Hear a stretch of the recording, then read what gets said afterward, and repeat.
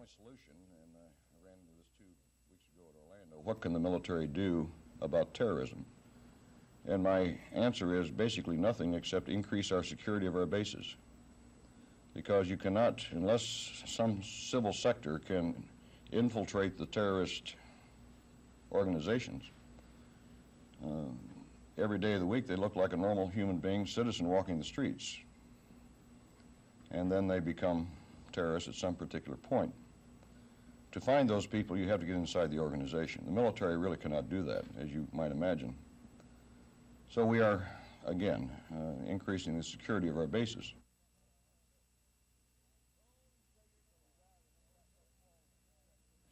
But you can take it from a guy that ain't got much longer in this uniform, that those young soldiers, sailors, airmen, Marines are absolutely magnificent. They really, truly are magnificent.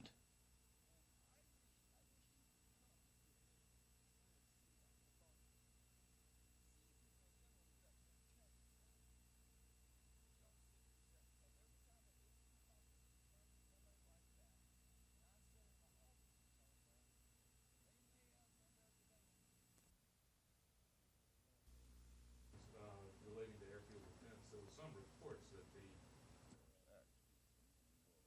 The only solution, and I ran into this 2 weeks ago at Orlando, what can the military do about terrorism?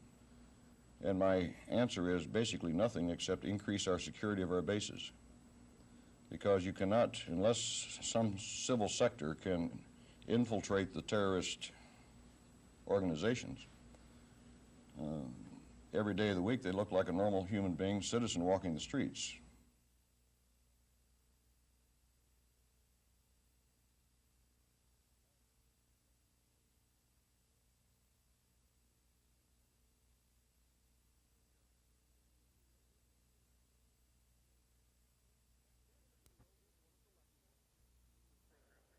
Danny McNeil is one of the lucky ones.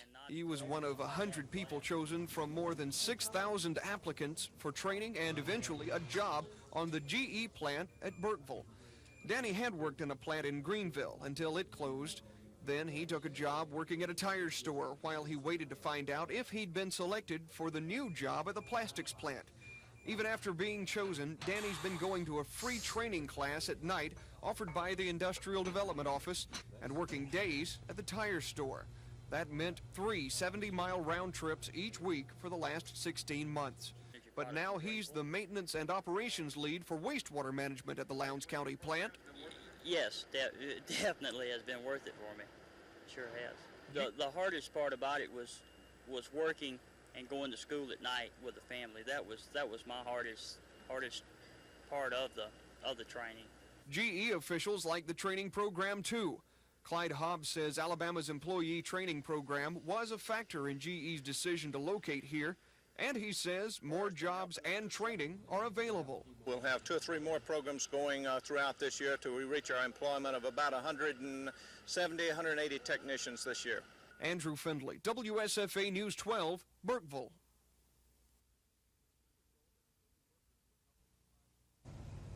We were told that city workers were helping a private citizen move his furniture into a house on Newton Street. When we arrived shortly before noon last Monday, we watched the workers move boxes and furniture into the house for about a half hour. We'd been told they'd been there since about 9:30 that morning. We later went to talk to Mayor Gray Price about using city workers to move furniture. He told us the furniture belonged to a man who'd been hired by the city to oversee a downtown beautification project. The mayor said the man needed help unloading important documents and equipment to use on the job, and when bad weather was threatening, he authorized the city workers to help move in the other items. He says he sees nothing wrong with helping the man, that it was much like a police officer helping a little old lady unlock her car after locking her keys inside. He had drafting tables, he had boxes of information pertaining to preservation and restoration of downtown areas. And he had all that in his in a big truck. And I asked Mr. Hill, head of our recreation department, if we had a couple of extra men that could help him unload that stuff that we needed so he could get on with his job down here. And he said, well, I need to hire somebody to help me unload and my furniture too. Do you know anybody? I said, well, while we're up there, I don't see anything wrong with helping you, and I didn't see anything wrong with it. And so we helped him unload his furniture. And I'd do it again. Mayor Price said he'd pay for the time city workers spent moving the furniture if it's determined he did anything wrong. This is Norman Lumpkin, WSFA News 12, Prattville.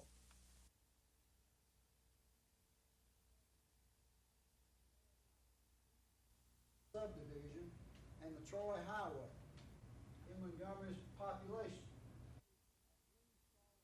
The judges in that court at least saw enough evidence that they felt that they needed to stop any further proceeding until they had a chance to look at it.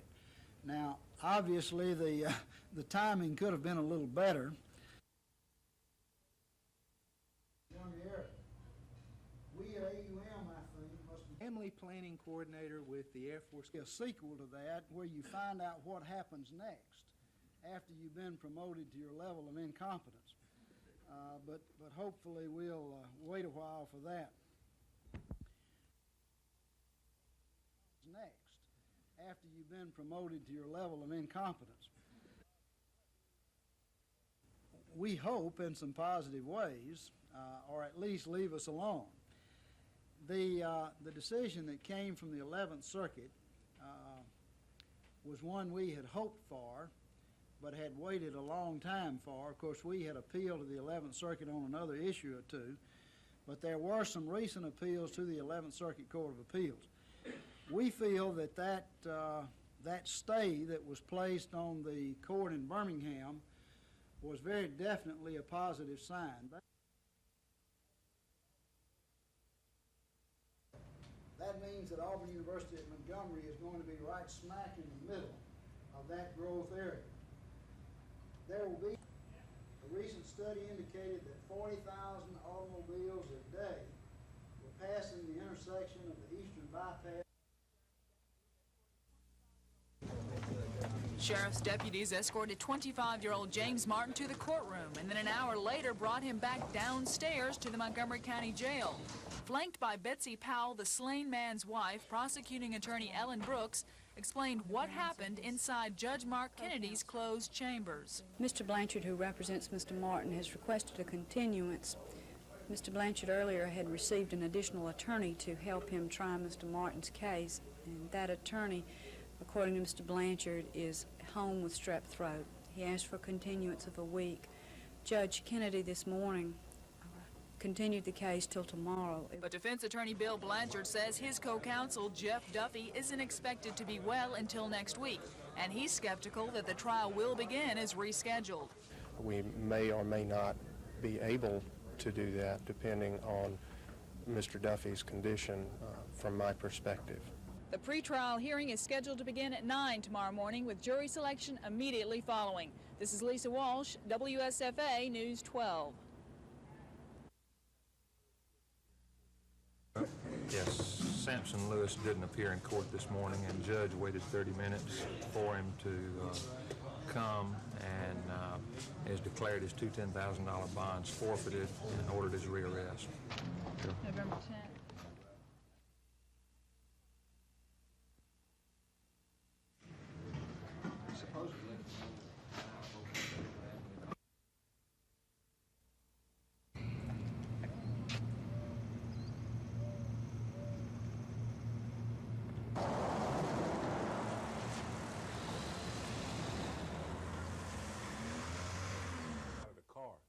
At which time she took advantage of the situation and ran away from him. She ran across the oncoming path of a vehicle, which was occupied by two citizens there in Birmingham who assisted her with fares for the bus back here to Montgomery. She arrived back in town about 10:30 this morning, or last night rather, unharmed.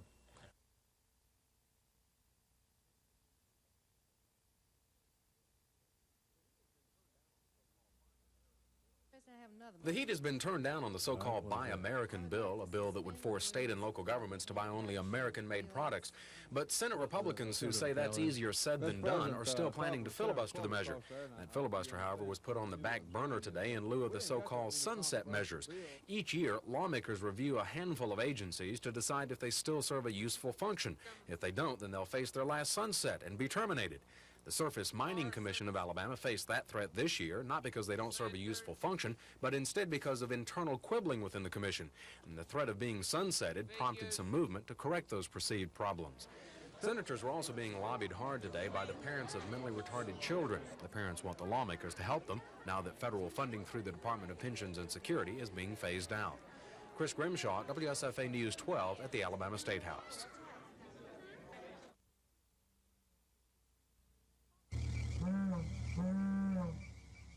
Farmer Robert Kane's story, sadly enough, is becoming a familiar one.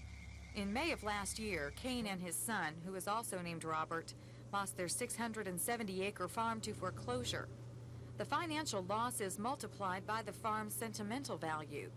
It has been in the Kane family for 7 generations, since 1830. It has more than a monetary value. It has a traditional value, a heritage, you know. It's a heritage that the Lord let us have. We'd like to pass on to our children. The Kanes have until May of this year to buy back their farm from the Federal Land Bank. But there's a catch. A third party can purchase the land at current market price.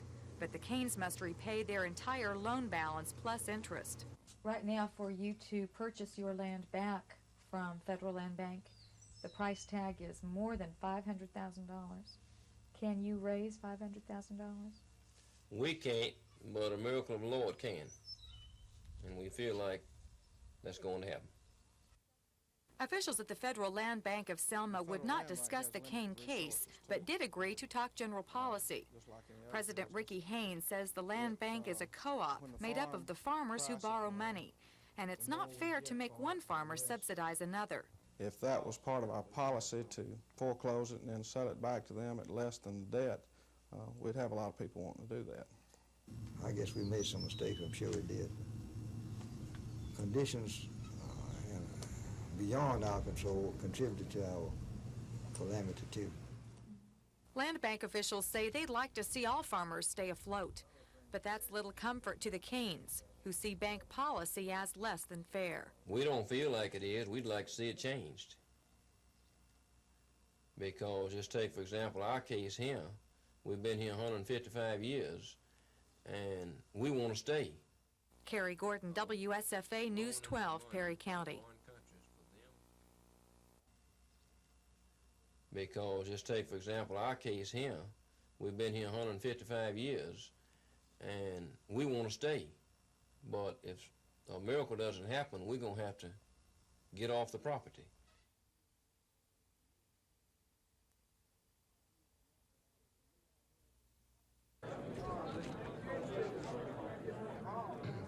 Views on that tonight. It's a new idea, and I hope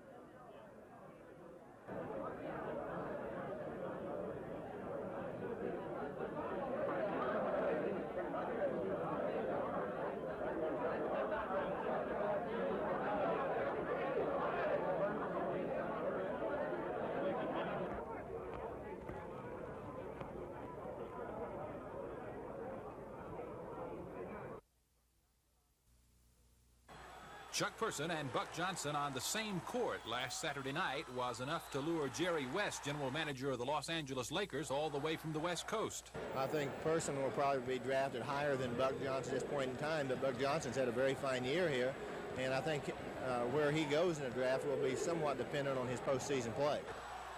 The one rap against Buck Johnson is that he doesn't have the outside shot, a must for an NBA forward. But Jerry West doesn't think that will be a problem. If you watch him, he got so many awkward-looking shots, but I think he can shoot the ball out in the court some because he shoots over 80% from the free throw line. You can't be a poor shooter and shoot that from a free throw line. Jerry West saw Buck have a typical night. Johnson scored 19 points, shooting 50% from the field, pulled down 15 rebounds, but in a losing effort. It was a poor night for Chuck Person. He hit just 3 of 13 shots, scoring a season low of 7 points, and fouled out after playing just 29 minutes. Basketball teams are as varied and different as snowflakes, but there's one common thread that ties them all together. They all play to win. Things are no different here at South Montgomery Academy. They play to win here, too. But there's one difference. The girls' team seems to have made a habit out of winning. You see, the Lady Raiders are presently riding a 43-game winning streak. They haven't lost since midway through last season, which is all ironic, considering that just a few years ago, the girls' program was without a head coach and in jeopardy of ending altogether. Good move, Gator. That's when Buddy Edwards was called in as a voluntary coach. So far, that voluntary position has lasted 5 years, and so has the winning. In a streak like that, you play a lot of close games, and we've managed to get a lot of good bounces and have a lot of fortunate things happen to us. Is there pressure? Sometimes. When we play tough teams, you know, they try that much harder to beat us. The Raiders will go for win number 44 in a row tomorrow afternoon in the first round of the state private school playoffs. Of course, the saying goes, all good things must come to an end. And while this team is confident it can win each time it steps on the court, there's the realization that the streak will end one day. You know, that's part of life. It's fun to win, and that's what it's all about. But, you know, you got to be able to put the losing in perspective. And one day it will happen, I'm sure, but I hope not soon. Mark Thornhill, WSFA Sports 12.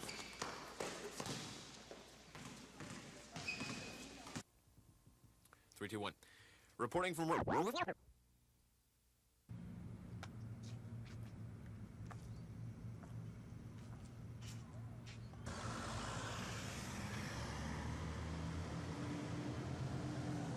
black males drove up and started to ask for direction within the city. She started to give them direction when all of a sudden these two black males pulled her inside of the car and proceeded to go to Birmingham with her. No weapon was seen at that time, but they did make indication that they were armed.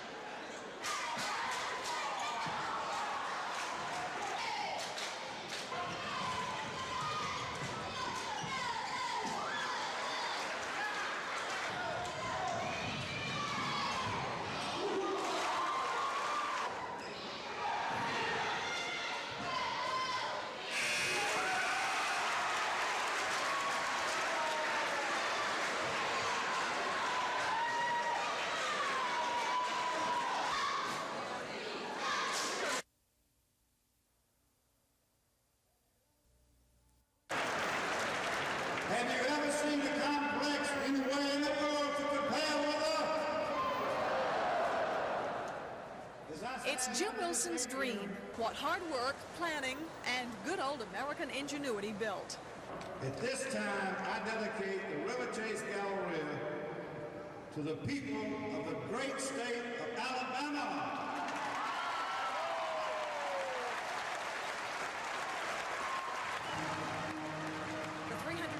River Chase Galleria shopping mall, office tower, and hotel took 10 years of planning and 18 months to build. But Wilson says it's just the beginning of making Birmingham a major attraction for the nation's retailers. How many folks do you think the Galleria will attract, say, on a daily or weekly basis? Well, I would think that we'll do better than 25,000 a day. In the business language, about $150 a square foot in retail sales the first year.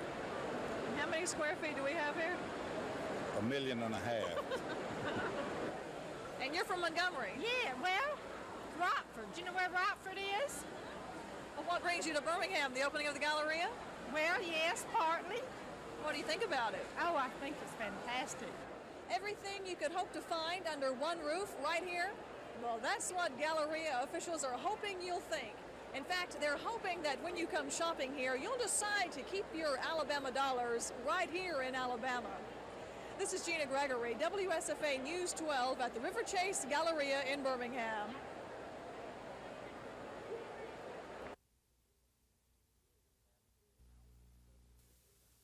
We are going to have a good housing, certainly single-family housing year in 1986, because we're going to have mortgage rates down. Nationwide, the effective mortgage rate's about 11% right now.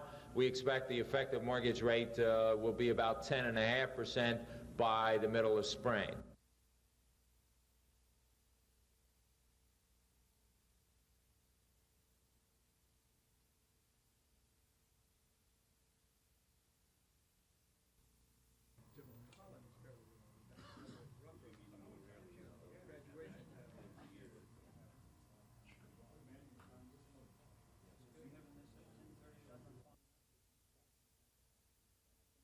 I do not see any problem in that regard. I think that there are common sources for our religious faith. I think the styles of expression and the sensitivities we have and the way in which we perceive religious ideas being effected in the world are somewhat different, but I think they overlap to a great extent, and therefore I really have great and optimistic hopes.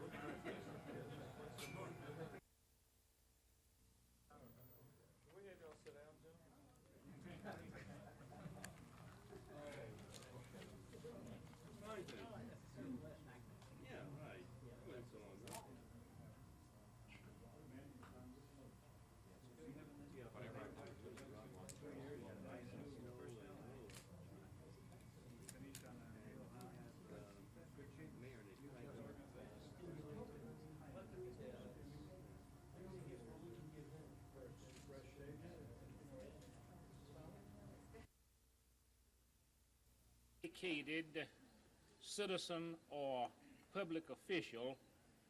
North Alabama and the Tennessee line that unofficially. Judges, as a general proposition, are really not qualified to make a determination as to the kind and nature of the treatment that offender should have standing before the court on that Monday morning or Monday night or whenever court is. And this program, ladies and gentlemen, is to fill that gap.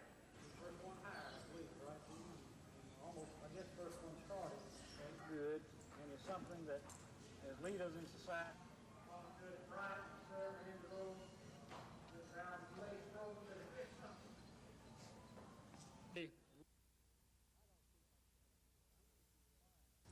I don't see much chance for it. I'm going to keep trying, of course, but when you're dealing with a legislature that's got so many lawyers in it, and this is a bill that would keep people from being sued while they're trying to deliver unpaid for care, they don't want anybody not being able to be sued. That's how they make their living.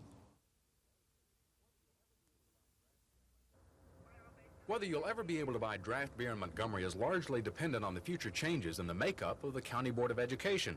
That connection only exists in the form of leverage. Representatives Alvin Holmes and John Starr are trying to work out a new plan that would put some blacks on the now all-white County Board of Education.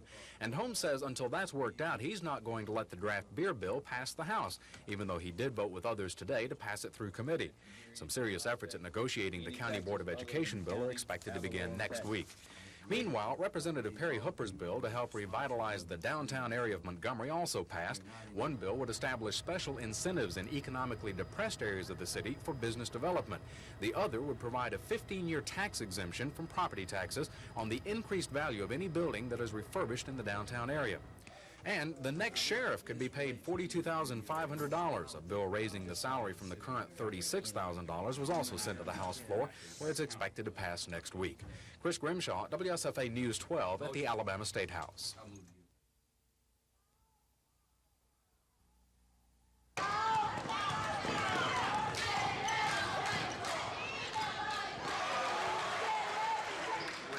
opportunity provided.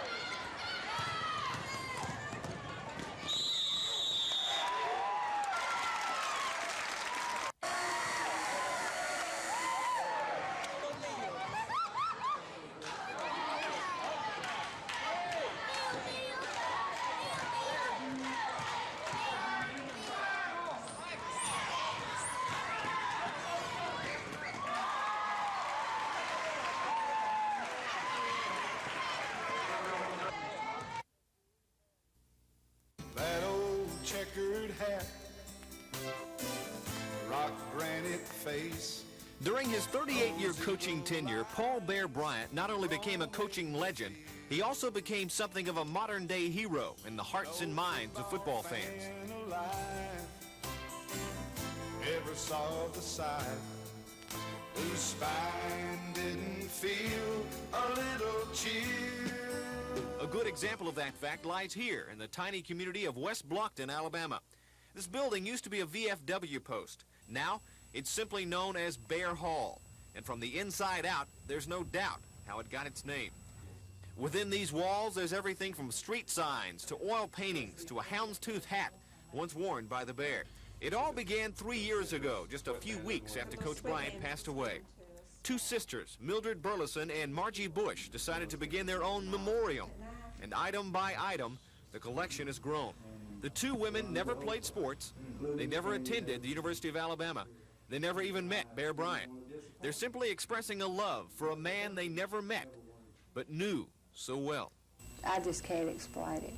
I mean, I never met him personally, but he had to be, he was special. I mean, I really feel like I know him. Just don't seem like people has remembered him like he needs to be remembered, I don't think. Mm-hmm. But you have? Yes, and we will continue, Mm-hmm. if the Lord lets us. And one is left with the unmistakable impression that somehow, some way, the Bear is looking down on this tiny shrine in West Blockton and smiling. Thanks for all the memories and the victories we shared. We love you and we miss you, Bear. Reporting from West Blockton, Mark Thornhill, WSFA Sports 12.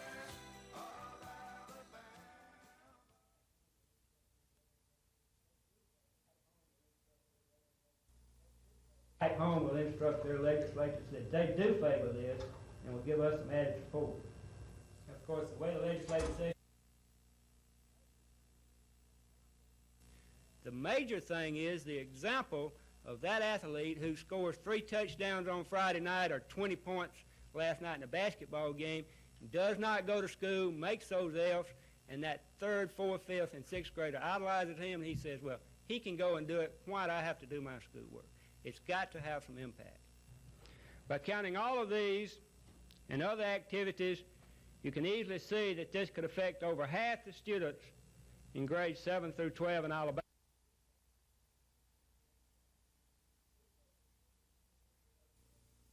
Do favor this and will give us some added support. Of course, the way the legislative session is, what it will do is that student, number one, feels like that the main reason he goes to school to participate in athletics, and he wants to be there, he's going to have to make his grades. That we as coaches would lose a lot of players, or players that just because they have failed a subject or deprived the opportunity to play, but still these same people can go on, they can get an education, whether it be high school or whether it be college. 1, 2, 3, 3. 1, 2, 3, 4. 1, 2, 3, 5.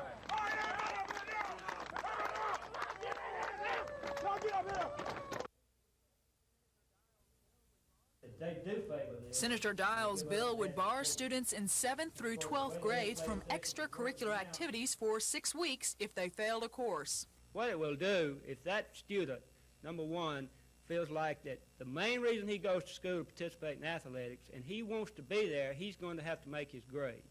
Dial says he expressly included a provision to protect school employees who blow the whistle on violators of the law, such as Jan Kemp of the University of Georgia, who last week was awarded $2 million in a lawsuit because she was fired for saying athletes were given favored status in the classroom. We in Alabama have a moral obligation to educate our children, not exploit them. Although the bill specifies exclusion from all extracurricular activities, it's clearly aimed at high school sports, and that already has some high school coaches on the defensive. I think in most all instances that we as coaches would lose a lot of players. JD's football coach says the law would encourage students to drop out and discourage students from challenging themselves with tough subjects. Or maybe he fails physics, where another person might be taking 5 lesser subjects, and he may make all D's and pass, and the other guy make all A's and fail one subject, and yet he would be declared ineligible. Not only that, but Lee says schools such as JD who play out-of-state competitors would be hit with a double whammy. And then they have to play other schools who have lesser restrictions, and therefore you're playing, you might say, with a short deck. But Dial says a survey taken in January of 771 Alabamians shows 75% polled prefer no pass, no play legislation. However, Coach Lee produced figures from the Alabama High School Athletic Association which show that nationwide, 95% of principals believe participation in activities teaches valuable lessons that can't be learned in a classroom. But the real controversy begins tomorrow when the No Pass, No Play bill is introduced. This is Lisa Walsh, WSFA News 12.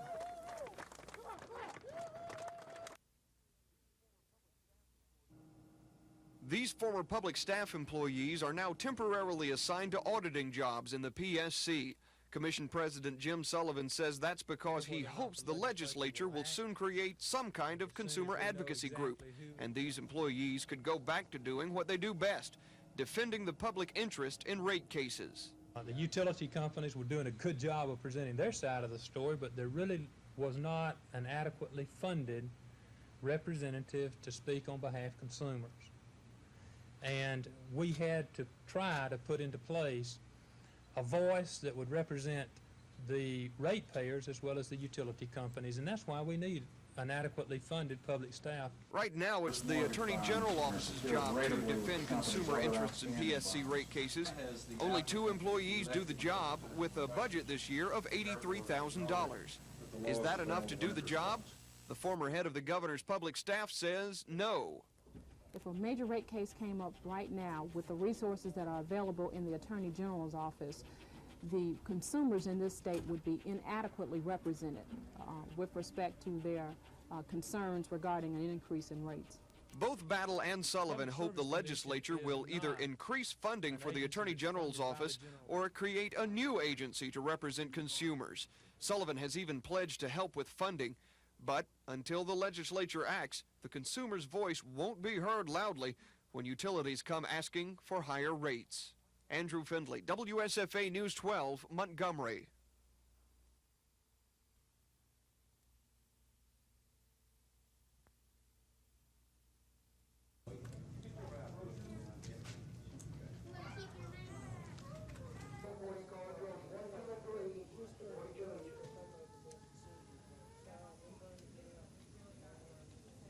Any family loses a loved one, someone in that family, in the state of Alabama, they would be required to be asked by the hospital administrator or his designated representative if they would like to make an anatomical gift from their loved one.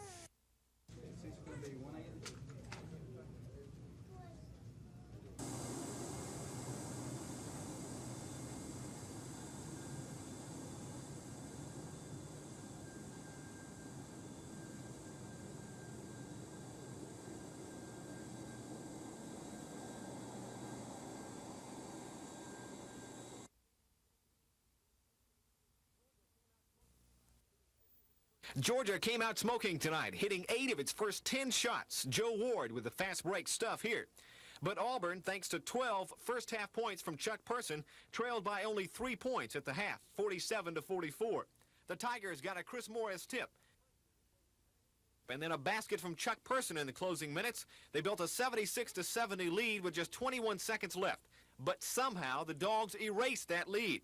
Donald Hartree's 2 free throws knotted the score at 76 apiece, and they went to overtime. Jeff Moore's jumper with 35 seconds left in overtime cut Georgia's lead to 86-85.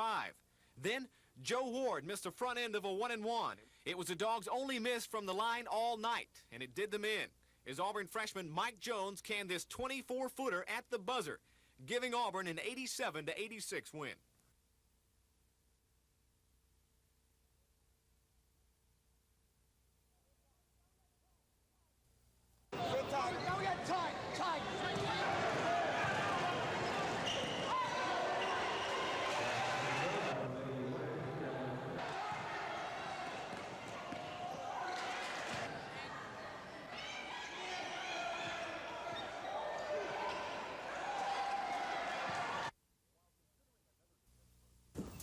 While considering another defense motion to continue or delay James Lewis Martin's trial, Circuit Judge Mark Kennedy took up another defense motion. Martin's attorney, Bill Blanchard, wants the court to suppress 2 confessions Martin allegedly made, one to a sheriff's investigator and one to a former cellmate. The inmate and investigator Dave Bryant testified this morning that Martin freely admitted he shot Alan Powell twice the night of May 29, 1985. Blanchard says the alleged confessions were given by Martin without the presence of his attorney and were therefore inadmissible. Assistant DA Ellen Brooks argued that any defendant has the right to make statements without his attorney, and therefore the 2 confessions should be introduced. Judge Kennedy took the issue under advisement and granted the defense's motion for a postponement. Kennedy ordered Martin's trial to begin Friday morning at 9 o'clock, when he's expected to rule on the motion to suppress. Dean Argo, WSFA News 12, Montgomery.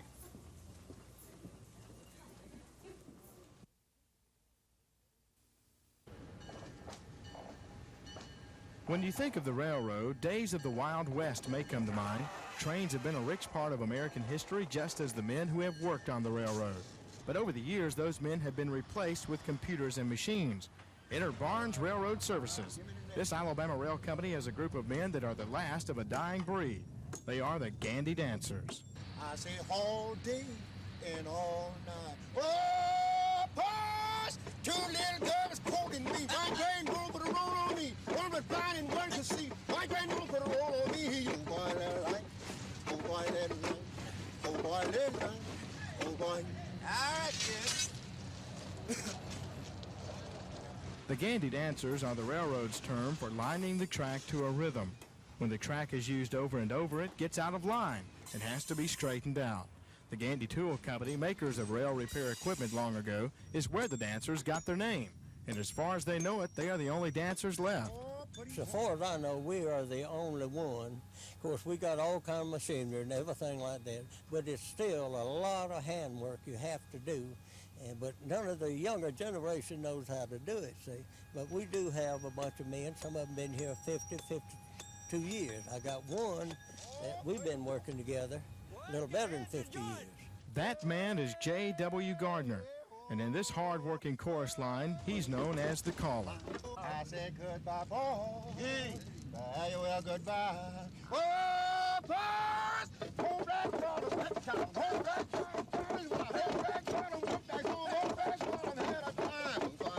It just make the men, when I'm calling, they can get the reels and then they could move the bars, you see, and then the track will go to slide with the reels.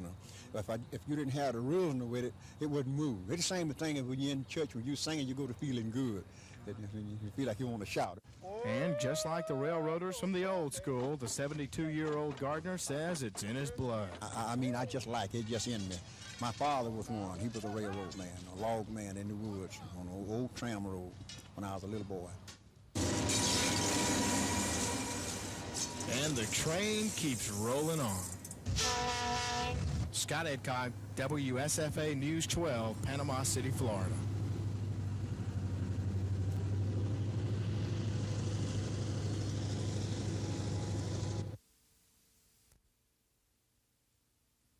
That's what we read every morning when we get up.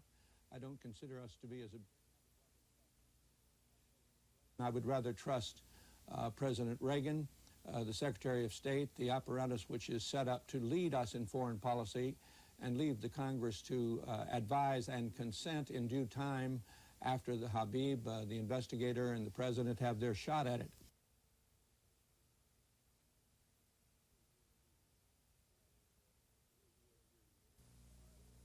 It would be highly unethical for me to tell you that everybody is going to stay in business, because that's not the case. There are certainly some people who are going to go out of business. I think you would agree. This 20's attention, all right, is years, which is paying off now. And who will be sent to borrowers who are 3 or more years delinquent. So I want to sign this executive order that... The governor's order establishes the Farm Crisis and Coordination Program. It opens the door to farmers facing possible foreclosure to get help from a variety of state agencies, running the gambit from legal assistance to psychological counseling and job training. The governor's program comes after the Farmers Home Administration began contacting the 575 Alabama farmers who are 3 years or more behind on their loans. To get an idea of just how bad the problem is, State Farmers Home Administration Director Dale Ritchie says those farmers owe more than $135 million in delinquent loans. He says it's a regrettable situation. However, there comes a time in any enterprise, in any operation, where you have to admit that you've either succeeded or you failed. Agriculture Commissioner Albert McDonald says he hopes the Farm Crisis Program will help those farmers most seriously affected to find new careers. Trying to offer all services possible to farmers who are in a state of transition, those who are going to lose their farms, those who must choose other occupations because their farming operation is not as profitable as in the past. McDonald says the only problem facing the new program will be the lack of funds. He says so far they only have $50,000 to run the new crisis operation, but he expects the legislature to appropriate more money to continue the program. Chet Johnson, WSFA, News 12. Be publicized as to where the farm... In the Code of Alabama, you will notice in the first one that deals with minors, you were unconscious. At licensed establishment. Some of the cases are being won by the restaurants, or having the control says that the state... It's sort of unfair to them for them not to be aware that they can be sued, and we think if they're aware they can be sued, they'll make more responsible decisions. It's not just, taking care of their customers, but suddenly protecting their own assets. There is some coverage. You need to be aware. First of all,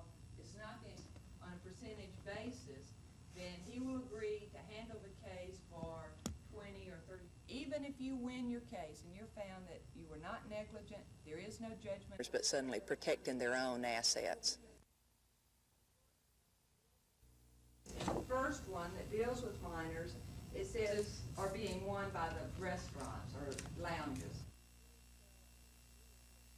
Is selling 3 or 4 beers for $2 a piece worth risking $5 or $10 million?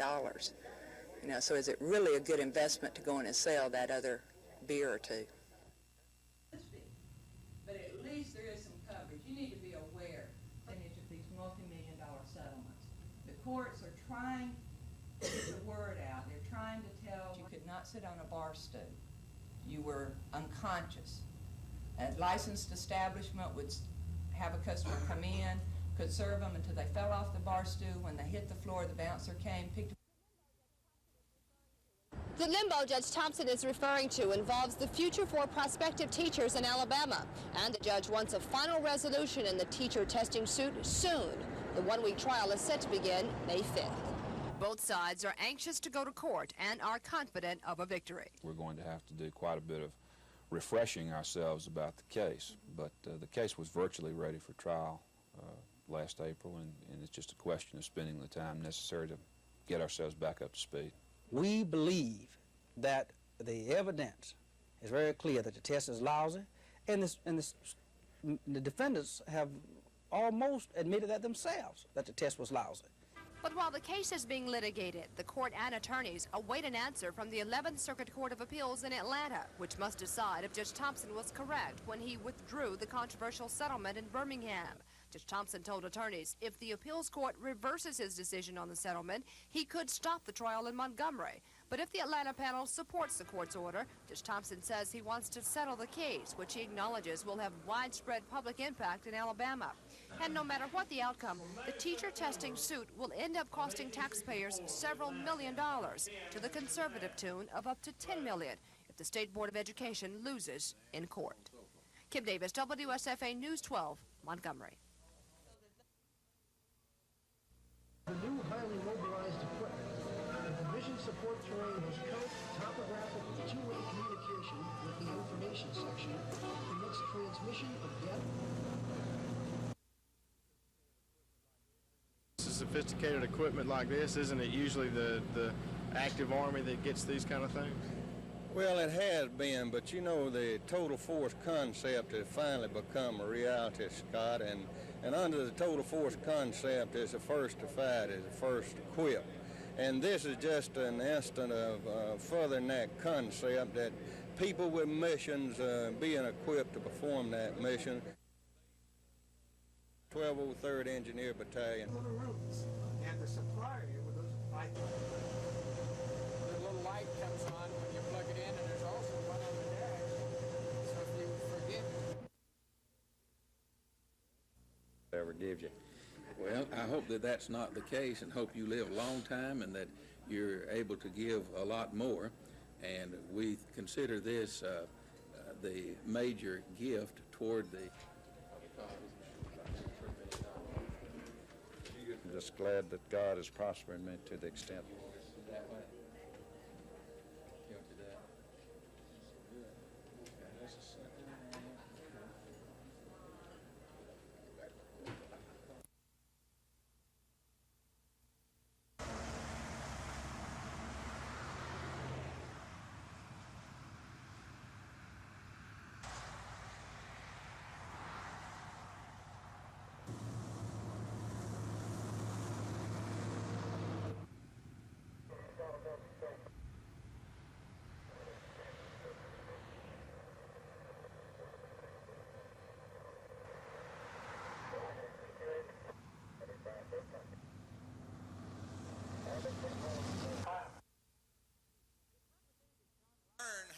If Representative John Rice has his way, the state legislature will soon vote on a bill to take the financial responsibility of caring for an unwed teenager's child off of the state, putting the responsibility on the parent's family. The proposed legislation, modeled after a Wisconsin state law, would make the grandparents responsible for supporting the illegitimate child. It's not just the parents of the new mother who would be responsible for this financial burden. Under this Wisconsin law, the parents of the underage teenage father would also be financially responsible. The Wisconsin bill also provides education for the students through the public schools, including information on birth control. Rice believes for teenagers, education is the key. You know, we have teenagers participating in sexual activities that do not understand the consequences whatsoever. So I think there's some education that needs to be done there. Obviously, they didn't get it at home. Rice admits these ideas may be controversial, and he says he welcomes public feedback.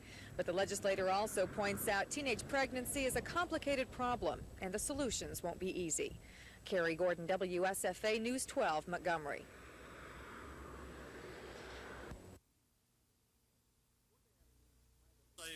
One day after meeting privately at the governor's mansion with many House and Senate members, Governor Wallace today publicly met with the legislature to announce his series of proposals aimed at generating more than $50 million in new taxes. Taxes, he says, are needed to help make up for the expected loss in federal money due to the Graham-Rudman bill.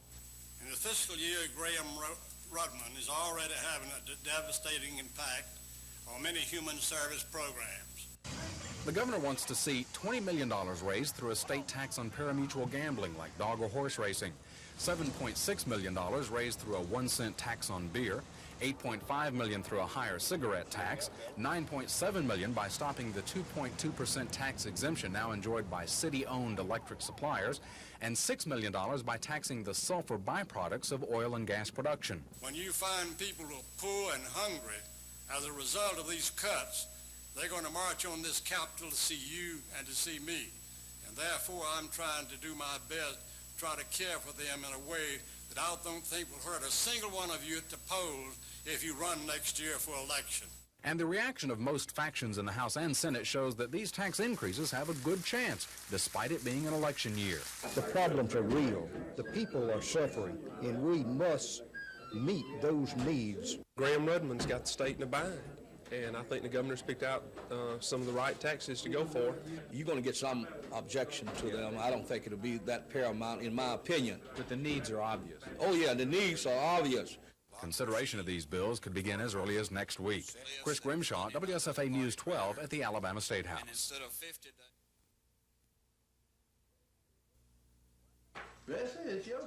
One more month. That's all the time daycare centers like this one have before the budget axe falls permanently. The reprieve comes in the form of the new tax proposals from Governor Wallace and several funding bills before the legislature. The Pensions and Security Board wants to take a $700,000 chance that lawmakers will come through for the department. Otherwise, the daycare services and other programs will end. I think that the revenue measures definitely address the human services programs and provides a new revenue base for the general fund to help our programs. I don't know that I would classify it as a stopgap measure. I think it's the best that we can offer in an election year to address funding sources to counteract the federal cutbacks facing us in the coming year. The Graham-Rudman balanced budget measure is taking its toll on Alabama, hitting hard those programs that serve the poor and elderly. But Williams is optimistic that for now, with Governor Wallace's backing, lawmakers will find the funds to maintain the programs. However, next year is questionable. This is Gina Gregory, WSFA News 12 in Montgomery. Role in working with this new reorganization.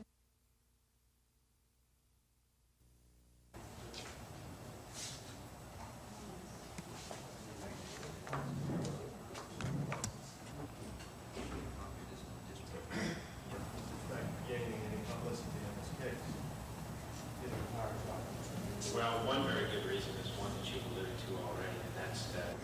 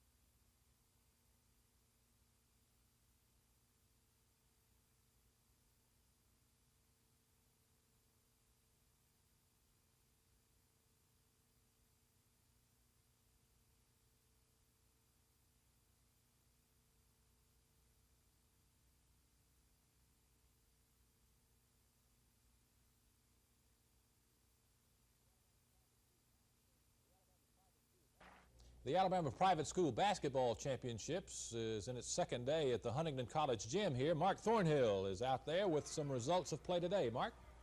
A busy day here at Huntington, Phil. In earlier action today in girls Class 3A semifinal action, Hooper defeated Glenwood Academy 44-42. Also, West End down Sumter by a score 56-40. That was earlier action today, so those two, Hooper and West End, will go for the State 3A Girls Championship Saturday night at 6:30, as you see the final scores on your screen there. Speaking of state championships, two Class 1A state titles will be decided here tonight at 6:30. In about 15 minutes from now, the South Montgomery County Academy girls will be taking on Sparta Academy for that crown. Also, the Class 1A boys title will be decided tonight as well between Escambia Academy and Autauga Academy. So it's for all the marbles tonight, Phil. Okay, Mark, can you hear me? There's a lot of local interest for that South Montgomery Academy game, isn't it?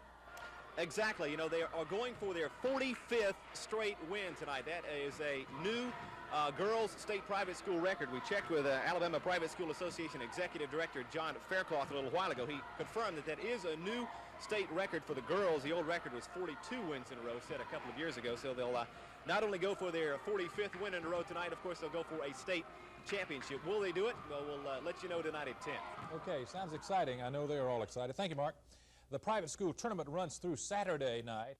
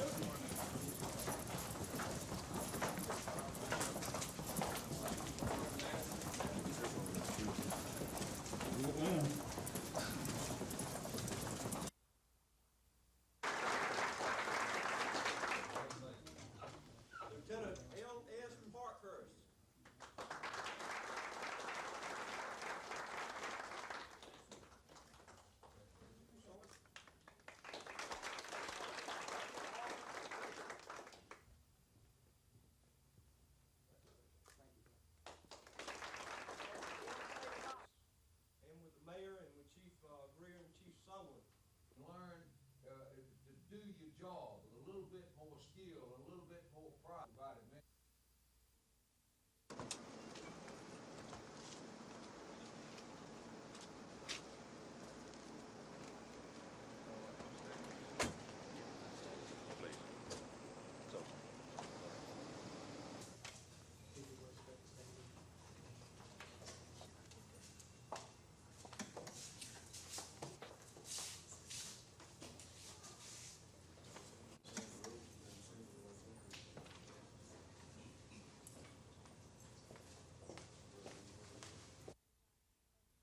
Provides for us to request it.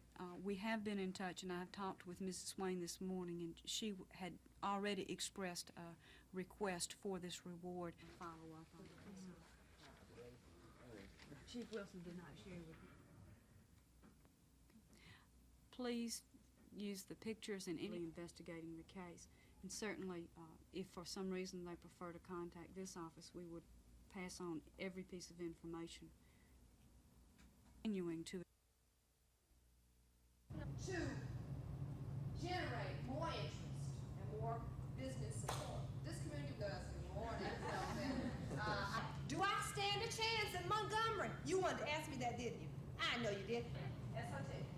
It has an N in front of it. Now, usually VOIs are 40. Okay? Comes before because it's more conversational. Cute, huh? How cute. So when okay, O.C. Colon. At the end of your Sergeant M.E. Pitts. Learn to do your job.